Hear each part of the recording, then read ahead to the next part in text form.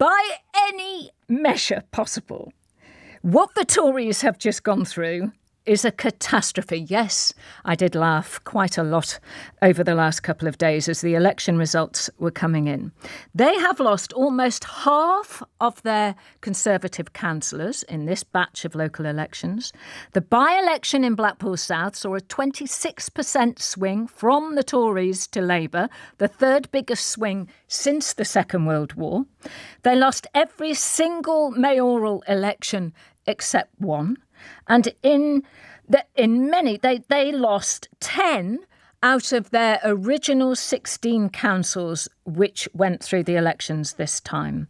They came third across all of the local elections, both to Labour, obviously, and also third to the Liberal Democrats. And that is the first time, I believe, that has ever happened. So by any measure, this was a polling for the Tories of utter catastrophe. And I thought I'd just, I like my words, my consonants and my vowels. So I thought I'd just have a little look up some other words in the thesaurus for the word catastrophe, just to describe what has actually happened, not what they're trying to say has happened. It's a cataclysm. It's a car crash, a debacle, a devastation, a failure, a fiasco, a meltdown, a misery, a tragedy and a wreckage. That is what has happened to the Conservatives in the last week. You say, isn't it time that people wake up? But actually they have woken up. And I mean, every result, in the swings and everything. But we are beholden, we are at the will of the Prime Minister with the system that we have. And, do you think, as another question really, that we should go to something which is more like the state in America where we know precisely when the next election will be? Say every 4 years, that's when it is, the first Thursday in November or whatever it might be. Yeah, I don't know. I really don't know if I could answer that. I think that both have their pros and cons, but it would regularly keep the people involved in the democratic system, which says, what are you thinking about these guys? Do you think they're doing a good job? I mean, I think that, I don't know, maybe I don't know enough, but I feel like it's not that difficult. I feel like the people in government are making it more difficult than it needs to be.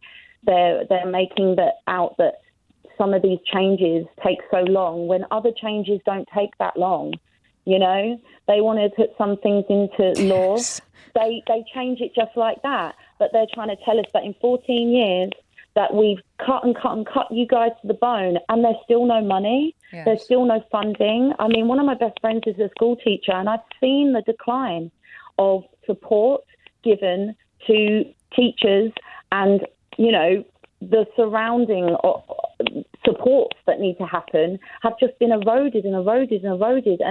And then it just circles back to we're going to blame it on the refugees. We're going to blame it on everyone except themselves. But Catherine, if it goes on until January, they have to dissolve Parliament in December, and the very last moment, I think it's January the 20-something or other. We've got a long time to go, and it isn't going to get better, even though they say the plan is working. Wow.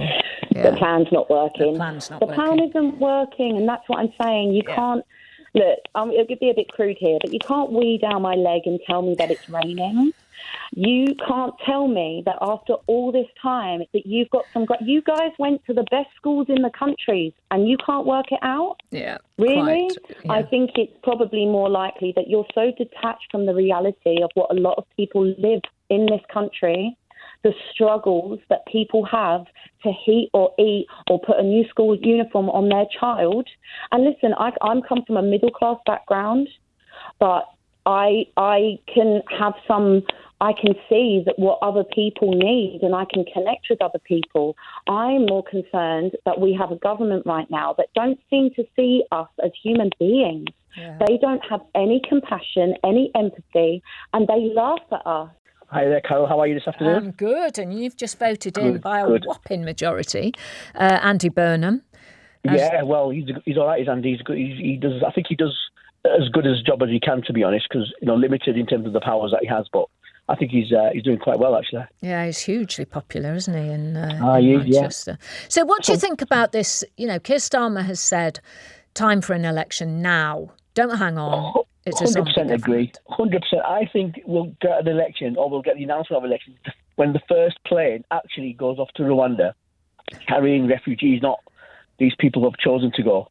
I think that's when he'll probably look to call an election, because that will probably be his most popular time, I would guess. But popular with who, Raj? Well, I don't know, Carol. Not with me anyway. But I don't know. Some people it must be. I don't know who these people are. But obviously, he's waiting for some people to, to once play. Some people will vote for him. Like I said, I don't know who these people are. But it's certainly not people like me. But I was going to say, do they really think that they're sitting there, on this big table when they have their meetings and thinking, you know what? When we send these people to Rwanda, our popularity will go up by, 10 points, 5 points, whatever it might be. Do they really think that's going to make that much of a difference to them? Because otherwise, it's a sinking ship. So I'll just call an election now. But they must have some thoughts of thinking, this might make a bit of a difference to some of the areas or the MPs. That's the only thing I can think of. Well, I think that they're thinking about what's called the red wall, aren't they? Where they think that, when they went to the lurch to the right, obviously Lee Anderson was a Tory MP there. Now he's Reform, which is bizarre. I'm going to say the other thing, Carol, is sorry to interrupt. The other thing which I find really quite interesting is we do really need a good, strong opposition. When this is all over, when the election has happened, because you don't want to be in a situation where you've got essentially, 3 or 4 smaller parties with no, weaker, very, very weak parties, and there being no opposition to Labour when that happens. You need to have something, though, don't you? You don't want it to be a complete whitewash. Well, I think the problem Labour are going to have, and there was a report out, I can't remember who it was now, I think it might have been the OECD, but last week, which said that from April, the Tories haven't predicted anything in terms of budgets for the departments, and we're on a cliff edge. So I think Labour are going to inherit the very worst economy that any modern time government has inherited. And I think we're going to have, it's not just going to be the morning after the election, oh hurrah, we're into the sunny uplands here. I think it's going to be very hard. If there's no opposition, then what happens? If there's split between Reform and Conservatives, and you do need some sort of opposition. Otherwise, it's going to be, like one of these not like a dictatorship, but you know what I mean. And that's my concern now more than anything, especially when I think it was last week or the week before they were saying, in theory, the Conservatives could be down to less than 100 MPs. Yes, I think it's going to be far less than that. Non-existent. Yeah. Oh my God. Yeah, I genuinely, I think that. I genuinely think that the way the public feel at the moment, I think, is cataclysmic for them. I think, as we have seen with other parties in the past, they just disappear, basically. Exactly. I've got one more final thing here. Okay, go on, Raj.